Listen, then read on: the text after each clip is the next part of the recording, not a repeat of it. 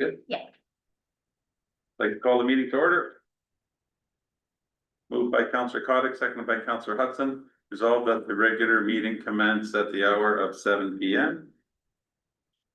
And be it further resolved that council acknowledges that we are meeting in the Robinson-Sperry Treaty area on lands that have been traditionally used by several Indigenous nations. But we would like to pay special recognition to our closest Indigenous neighbors, the community of Bigbegon Nishnawbe and Nimigizamek Nishnawbe First Nations. We wish to recognize the long history of First Nation and Métis people in our region specifically and show respect to them today. All in favor? Carried.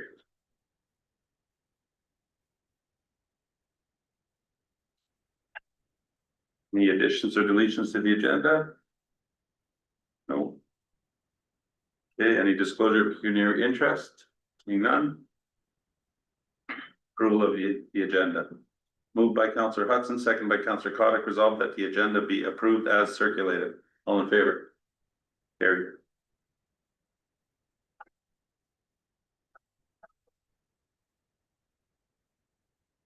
Okay, delegations, presentations. Adoption of the minutes. Moved by Councillor Keel, second by Councillor Hudson, resolved that the minutes of the regular council meeting held September 24th, 2025 are adopted as circulated. All in favor? Carried.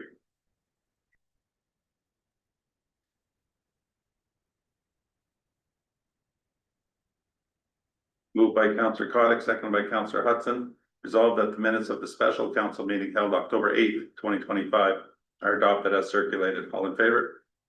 Carried.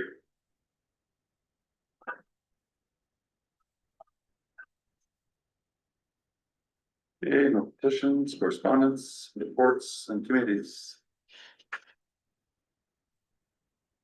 Moved by Councillor Ruff, second by Councillor Hudson, resolved that the minutes of the Thunder Bay District Board of Health meeting held September 17th, 2025 be accepted as received. All in favor? Carried.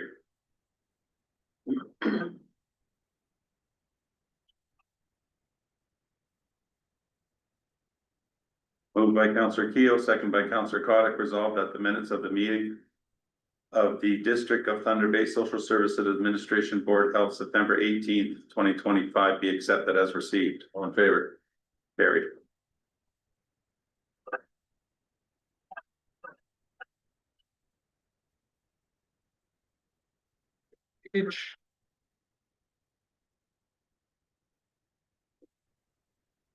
Purple update. All I want to do is a shout out to all the summer staff, especially the golf course crew, because the golf course season has come to an end as of Friday, but thanks to the weather, that's about it. But I gotta say, I got a lot of compliments all summer long that the course was in great shape, so kudos to them. And for all the other summer staff, the students we've had working at the township, I'm glad to have them and hope to have them again next summer. Okay. Great. Thank you, through the chair. So this November, there's a great lineup of events happening throughout the community. I encourage everyone to look in the Boreal to see what's coming up. You can see it on paper copy. You can receive that at several locations around town, as well as you can view it online. This Friday is the Haunted Walk, one that we always look forward to. This year it's going to be at Prospector Park. And the kids are from 5:30 to 6:30 and adults from 7 to 8. So hope to see a lot of people out. I also want to recognize the Ontario Public Library Week. This is an important role within the community and they support lifelong learning and community connections. So thank you to all the library staff and people that attend to the library. It's also Small Business Week this week, and we want to acknowledge the contributions of our local entrepreneurs and help keep our economy strong and vibrant. Lastly, it's Local Government Week. So thank you to all of you. And it's always a great way to reflect on the way our municipal team and see what they do every day and the services that they provide to the people of Banner Lodge. And I just want to say thank you to all the staff and volunteers for everything that they do for the community. It's great that we have so many people that have helped with all of our events. Okay, thank you. Okay, over to business. Moved by Councillor Ruff, second by Councillor Cottick. Resolved that council is in receipt of administration report TR 2025-08 submitted by Aaron McGregor, treasurer. Regarding the appointment of external auditor of fiscal year 2023 to 2026. Thank you, Mr. Chair. Before you is a report outlining administration's recommendation to appoint Dylan Grant Thornton as our auditor for fiscal years 2023 through 2026. In the report is some excerpts from the legislation as well as details around administration's recommendation.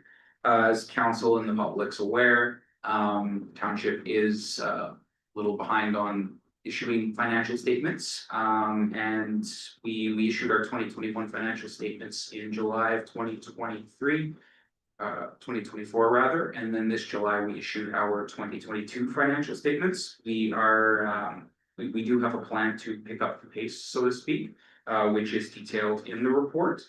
I will highlight that as currently projected, based on current assumptions, we're hoping to present 2023's financial statements December 2025, 2024's April 2026. 2025's would come in September 2026, and then 2026's we would hope to present in April 2027, and that would return us to a on-time presentation of these audited financial statements. If any members of council have any questions either for myself or for the for our auditors at Dylan Grant Thornton, I'm available to answer questions, and so are our manager on file, Lindsay Allo, and partner on file, Judy Clancy. I think I got her. Okay, any questions? Through the chair, there was a significant jump in the cost there, 82,724. Was that due to departure of the previous treasurer? So there has been some additional support and additional work required as part of some of those engagements, and that's the reason for the amounts over the estimated amounts. I would probably recommend that we convene in closed session to discuss that question any further. Okay, thank you. Any other questions? Through the chair, not a question, just a statement. Just want to thank Aaron for working diligently over the last couple of years to get us to this point. And I know it's not an easy task. You were handed a bit of a disaster, and you're working very hard to get us back on track. It's much appreciated. Thank you. Questions? Okay, I'd like to echo what Councillor Hudson said, and also looking forward to the next year and a half to have everything all caught up. That would be great. You got a lot of work ahead of you. So, but other than that, great job. Keep up good work. Thank you very much. Okay, and further that council appoints, is that Dawn? Dylan Grant Thornton LLP as municipal auditors for fiscal year 2023 through 2026. All in favor? Carried.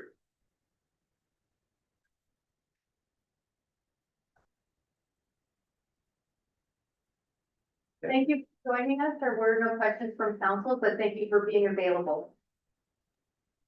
Thank you. Good evening. Have a good evening.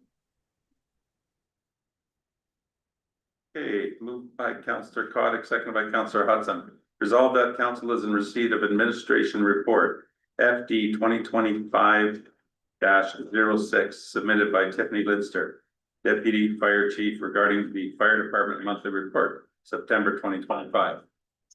Welcome, Tiffany. Evening, through the chair. See, touch. Good. So in the report here, it's just outlining the same as before, so we're back on track for our monthly reports. So you can see in the list, we have indicated all the training that we have completed in the last month. So we still have those 7 firefighters working towards their firefighter 1. We have 9 firefighters working towards their firefighter 2. And then we have additional firefighters that are working to various others, from fire officer 1 to public information, public education, and fire inspecting for code enforcement as well. We are back more on track of what we traditionally see for our calls. We're back down to a 3 per month call volume. And indicated in the last report, we did have a little bit of a spike over the summer. So we've had 3 calls in September. We had what we class 1 is called a human perceived emergency. So upon arrival and investigation of the fire department, there was no emergency, but that's what we're here for. We had a full lost structure fire in September as well. And then we had 1 EMS, so medical assist call.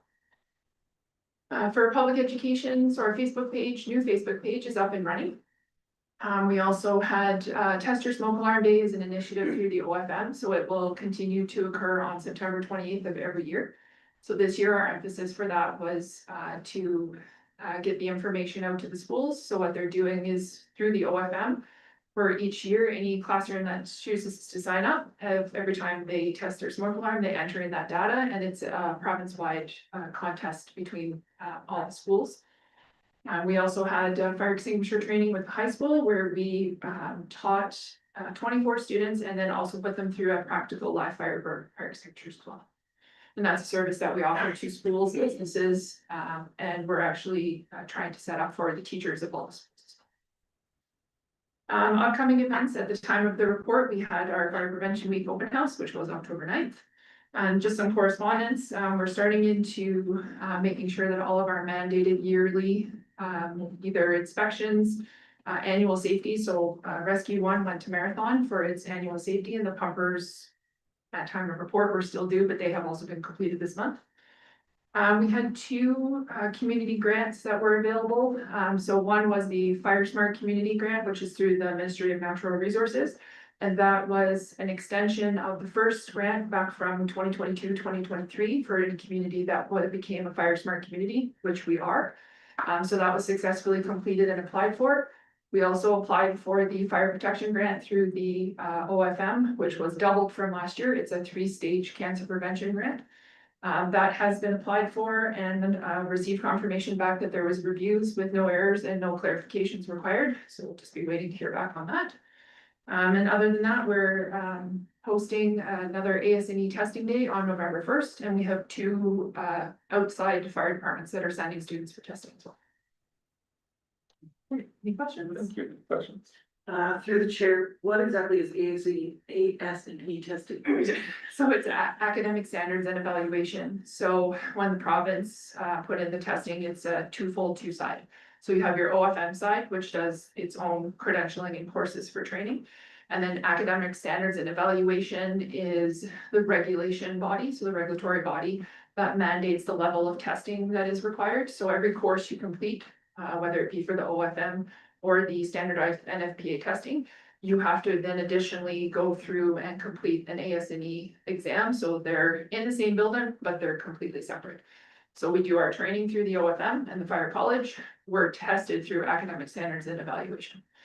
With the NFPA standards, once you have completed that AS&E successfully through that credentialing, then you are also able to apply for what's called Pro Board, which is good for anywhere in North America. So once you've completed both sides of that and successfully completed your testing, you're able to do that Pro Board, which means your NFPA certification is good anywhere in North America. If you don't complete that route, then essentially without that AS&E, you aren't considered to be fully credentialed under the standard.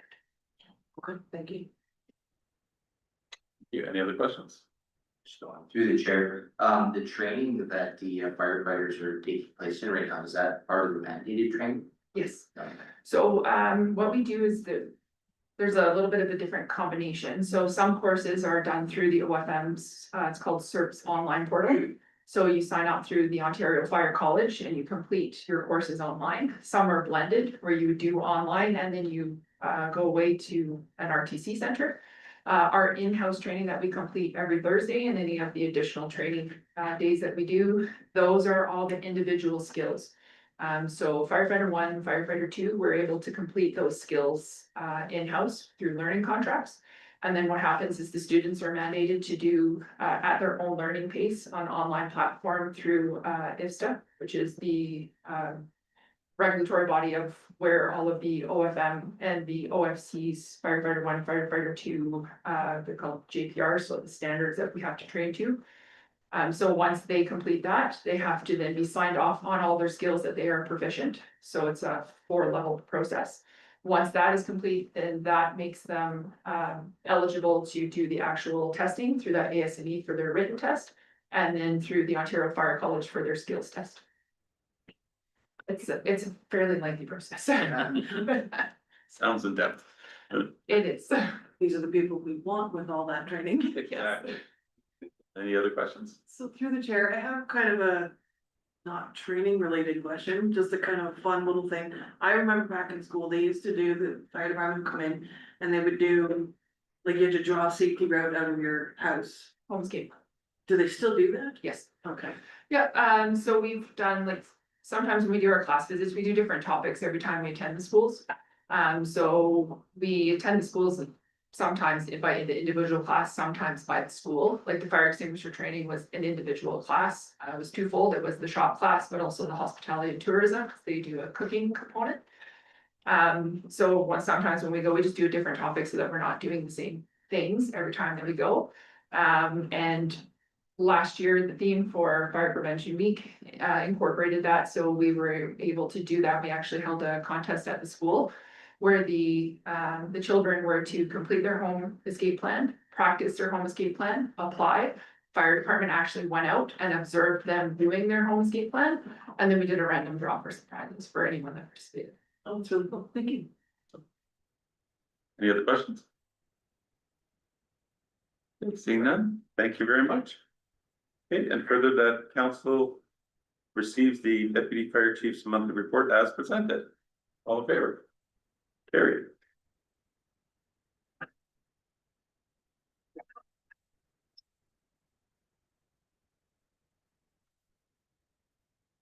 Okay, moved by Councillor Hudson, seconded by Councillor Keel, resolved that council is in receipt of administration report CS 2025-03 submitted by Trish Boileau, Director of Community Services regarding the Pavilion Project. Request for resolution of support for NOHFC funding application amended. Welcome. Thank you. So through the chair, hopefully you guys had a chance to peruse the report. But upon delving into some more details on some of the engineering needs for this pavilion, the cost has increased a little bit. The cost that we would be responsible for covering outside of the potential grant funding. So that cost increase is basically directly correlates to the way the structure needs to look. And so when we were initially looking into this and getting pricing, what I wasn't really realizing was the initial pricing I was getting would have had to have the structure having 6 posts essentially. So a center post, like kind of in the front center of the stage. So that didn't make any sense and would look not ideal. And so because of the span of the stage and the way that, you know, the structure needs to be engineered, that increased the costs a little bit to go ahead. And then with this costing also did put some 20% contingency pricing in there as well, just to really cover our bases. And make sure that I don't keep having to come here every 2 weeks for more money. So so this is it, this is the ask, and in the report, I believe it details, you know, NOHFC's portion of the funding is quite significant, like it would come in over $90,000 that they would be covering.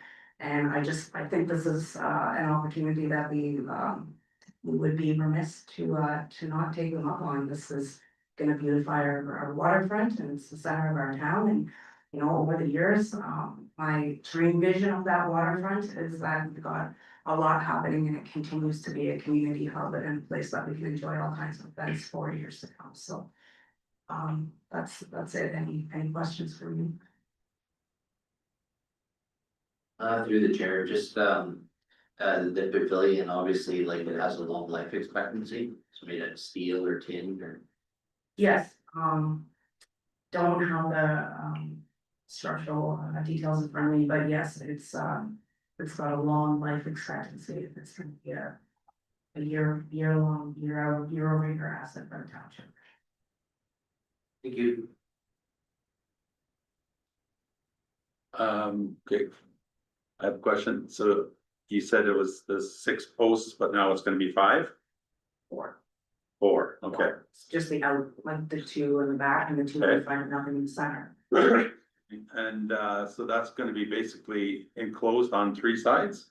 No, it will not be enclosed. It will just be roofed, and then I'm not sure what size the timber posts are, but it's just essentially gonna be 4 timber posts that will be sonotubed into the ground, and then a metal structure, metal roof. Covering the stage. Right. Okay. So I had put on my wish list initially, as part of this grant funding, exterior seating and, sound system was on there, so all of those costs have now been allocated to engineering construction, so we're not gonna, at this time pursue additional seating or any other additions to the project. That's something that we can look at as the years go on, but right now we're still focused on construction, that was still built upon approval. Construction can start in springtime, so. Exciting. Okay. Other questions? Okay, seeing none. Okay, and further that council provides a resolution of support for the funding application to the Northern Ontario Heritage Fund Corporation, the NOHFC, for the building of a pavilion, permanent cover over the waterfront stage at Prospector Park. And further that council commits to funding up to $31,250 as the township's share of the project's cost from the NWMO Community Wellbeing Reserve. And further, that council commits to fund any cost overruns that may be incurred as part of this project. All in favor? Carried. Thank very you. much.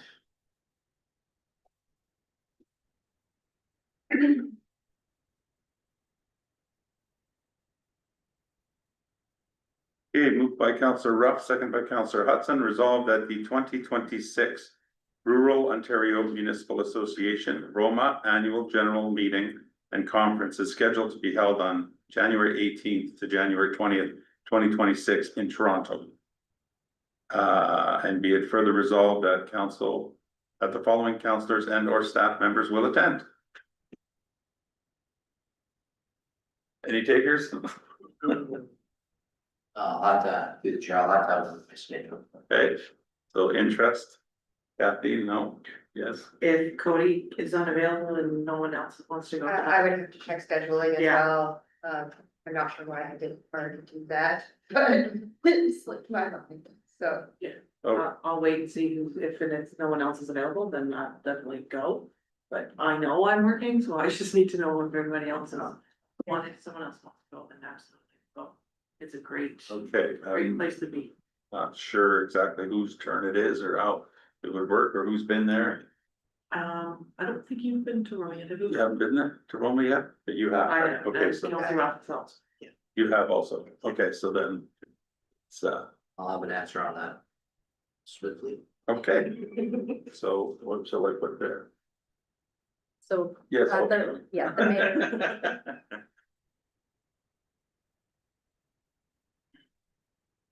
Through the chair, so we can put Councillor Keo down, and if that changes, then, we can bring it back to see who's available. Okay. And I guess put CAO.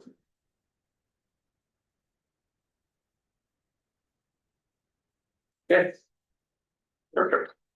Okay, so be it further resolved that the following councillor and or staff members will attend. Myself, Jim Moffat, Councillor Keo, and CAO. All in favor? Carried.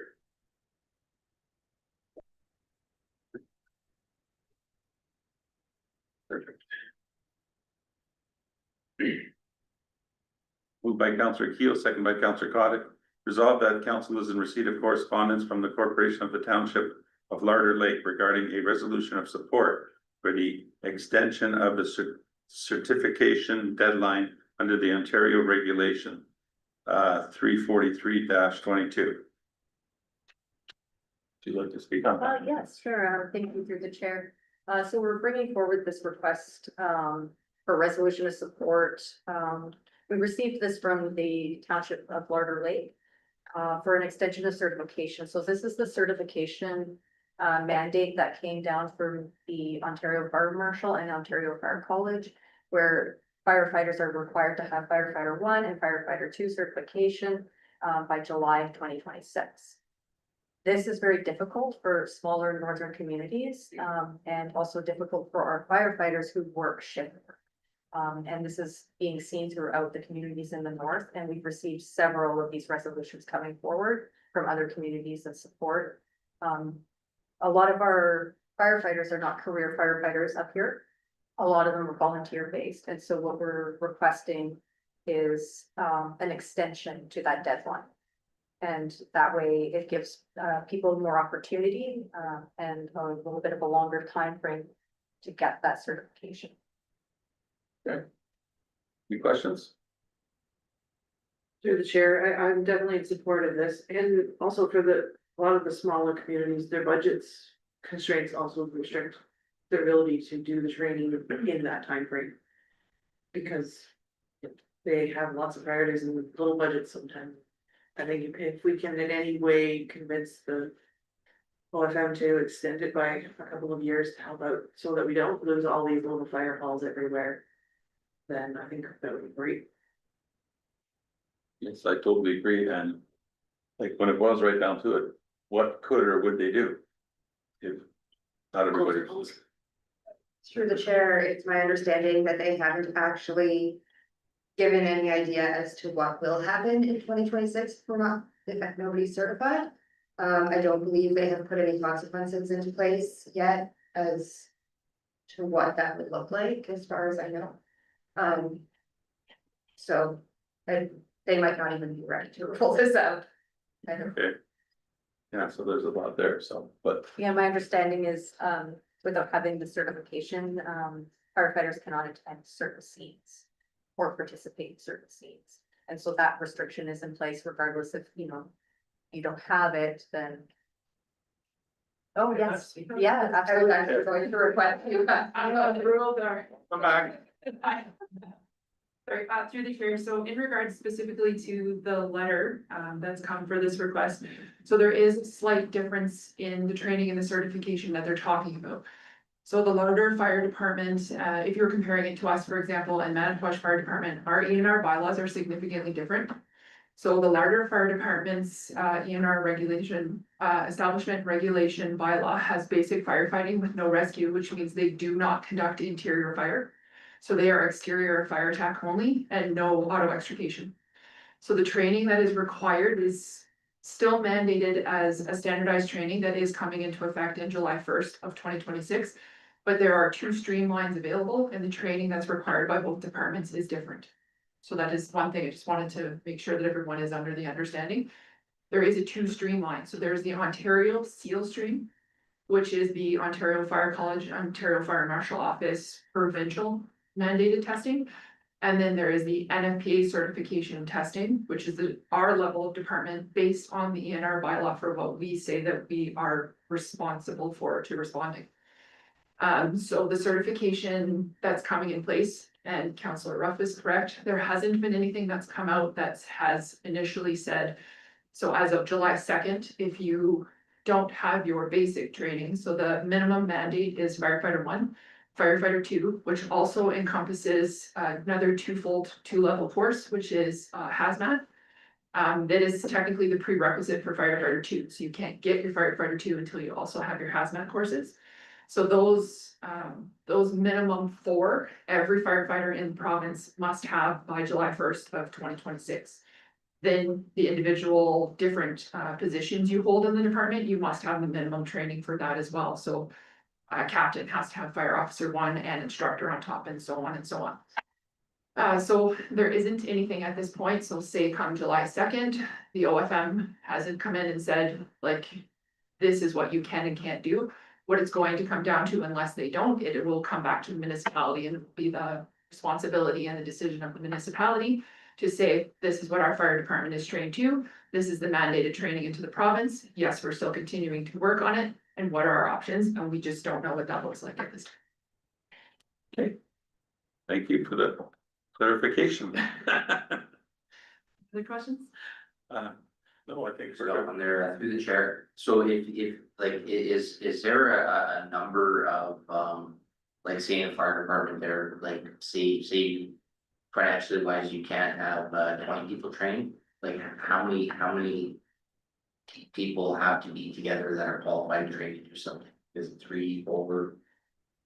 So sorry, you mean like in regards to call response? Yeah, So in NFPA, there's actually standards for, like, say, for example, one of our biggest type of call would be a structure fire call. So for a full structure fire call, what they expect by the standard to have is fire departments operate on what's called IMS, so it's incident management system. So you need an incident commander, which is essentially your lead at the top. You have an ISO, an incident safety officer. You then have your captains, which then lead their teams. So we go for a team of 3. So you have your two top people essentially outside. Pump operators, so for ours, for example, we have 2 pumps, so we would have an additional 2, so right away you have 4 people outside. Your captains would then lead their team in, so you have a captain with 2 firefighters. However many firefighters are actively involved going inside the structure, you must have what we consider as a RIT team, which is a rapid intervention team. Has to be of equal size, so if you have 3 people in, you must have an additional 3 people out. So it really comes down to the size of your community and the size of the departments. In an ideal world, we need everyone to be trained, and what's also something that a lot of the smaller communities like us are experiencing is we may have, like, we're currently right now, we have 18. But at any given time, about half of our department is gone because people work shift work, so they're either out at the corner, they work away, so they could be gone for 2 or 3 weeks at a time. And it's the same for other departments, even when you get closer into some of the cities that are composite. The composite departments are minimal, they may only have 2 or 3 full-time on staff, and the rest is generated by volunteers. Thank you very much. Thank you. Thank you.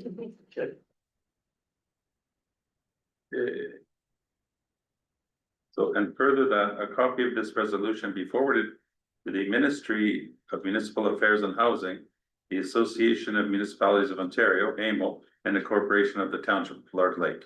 All in favor? Carried.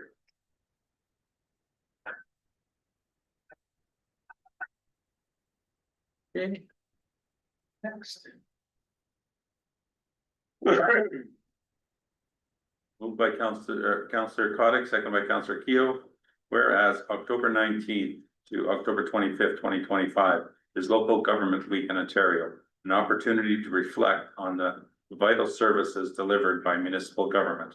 And whereas municipal governments play a vital role in helping to define the character, priorities, physical makeup, and the quality of life of communities across Ontario.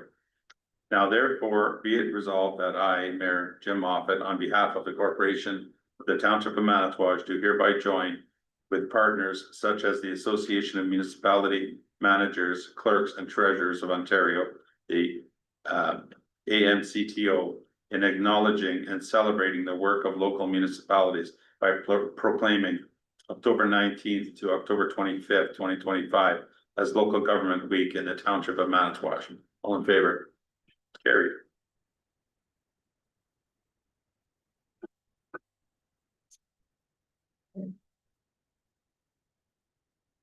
Moved by Councillor Ruff, second by Councillor Keough.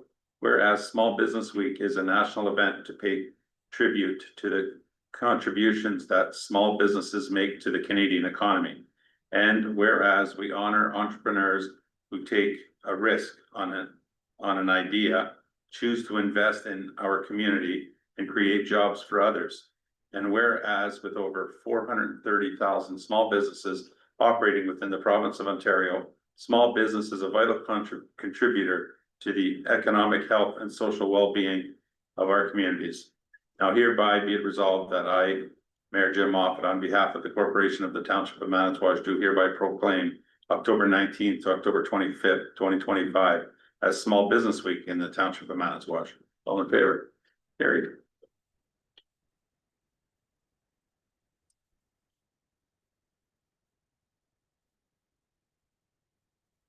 Moved by Councillor Keel, second by Councillor Cottick, being a bylaw to appoint a municipal auditor, be read a first and second time. Furthermore, be read a third time, passed and numbered as bylaw number 2025-41. All in favor? Carried.